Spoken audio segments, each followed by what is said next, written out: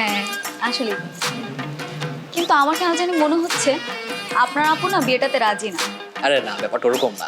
মেয়ে মানুষ না, প্রথম প্রথম একটু লজ্জা পায় আর কি। যেমন ধরো এক্সাম্পল হিসেবে বলা যেতে পারে, ধরো তুমি আমাকে পছন্দ করো, এখন আমি যদি তোমাকে বলি চলো আমরা বিয়ে করি, তুমি কি আমাকে বিয়ে করবে? আমাদের বিয়ে মানে? জাস্ট এক্সাম্পল দিলাম আর কি। ভাই আপুদের বিয়ে হচ্ছে তো, মানে সেম টপিক, প্রসেস কিন্তু সেমই। দেখুন, আমি যতটুকু জানি আপনার লেখাপড়া শেষ, আর আমার পরিবারের সবাই আপনাকে অনেক পছন্দ করেছে। চাইলে বিষয়টা আপনি একটু ভেবে দেখতে পারেন। দেখুন, বিয়ের জন্য তো একটা প্রিপারেশন লাগে, তাই না? চাইলেই তো এমনি হুটহাট করে বিয়ে করা যায় না।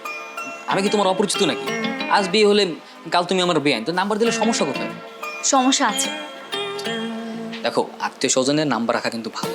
ধরো তুমি কোনো বিপদে পড়লে আমি কিন্তু তাড়াতাড়ি তোমাকে হেল্প করার জন্য চলে আসতে পারবো, বুঝছো? এইভাবে আত্মীয়তা বজায় রাখতে হয়। আমরা এখন আত্মীয় হইনি, আগে আত্মীয় হই তারপর। বুঝলাম, তোমার ভাই এত রোমান্টিক, তুমি এত আনরোমান্টিক, মিলে না।